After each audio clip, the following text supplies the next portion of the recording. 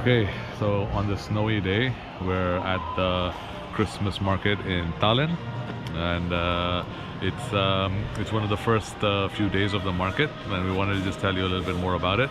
It's in the town square of Old Town in Tallinn, and it's usually a very touristy area.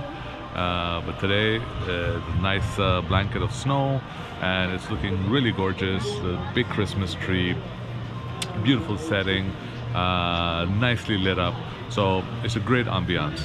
But let's talk about the food and drink and some of the other stalls. So from a food and drink perspective, for the first time in a year, all the restaurants around the town square, which are usually very touristy restaurants, seem to be like a bargain, because everything available now in the Christmas market, the minimum that you're looking to pay for a plate of food is 14 euros, and you can go right up to 20 euros if you really look around, which is quite disappointing because it's not supposed to be that expensive. You can go to a summer event in one of the ports, and the same stalls, the same food will not be more than 10 euros, sometimes even 8 euros, right? So this kind of inflation, already at the time of inflation, is quite disappointing considering it's supposed to be a family place, right? The other more disappointing thing, more disappointing than the pricing, is the fact that it's the same company. All the food stalls, pretty much, well, 90% of them are owned by the same company and provide the same food. So there's very low variety. I mean, we saw maybe 3 stalls that were doing something different, but everything else is the same. And this is quite disappointing. Mulled wine as well. So the real good thing about the mulled wine kind of culture over here is the fact that you can also get mulled wine, which is gloggy over here. They call it gloggy. You can get the version for children, which is alcohol free, which is fantastic. It's the first time I see it, so it's really nice that they have this alcohol free wine for kids. But priced at 5 euros, it's steep.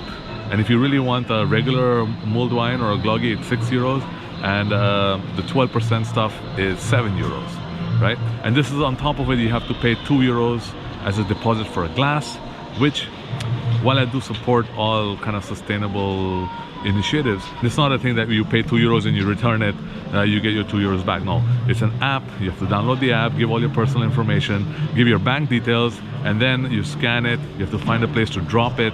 None of these guys will accept your plate, your cups back. So you have to go find a place where you can drop it, and then they will refund 2 euros into your bank account. And I don't even know whether it works outside of Estonia. So kind of and this is kind of quite common in all Estonian events now. It's a real barrier for me personally, because I'm happy to pay the 2 euros, but I would love to get the 2 euros back. So in the end, if you want a mulled wine, a nice one, you're looking to pay between 8 to 9 euros, including the cup, which is, I mean, it's crazy. That's all. My personal opinion. And the other stalls, there's some nice stalls selling local Estonian kind of like crafts and wares, and small local designers. But overall, it's a lot of commercial like shops that have kind of low quality, made in China stuff that they're selling here. And you feel bad for the local designers and local artists, because obviously they've been priced out of the market. You know, there's only limited space, and you know, to be part of the market, you need to obviously pay.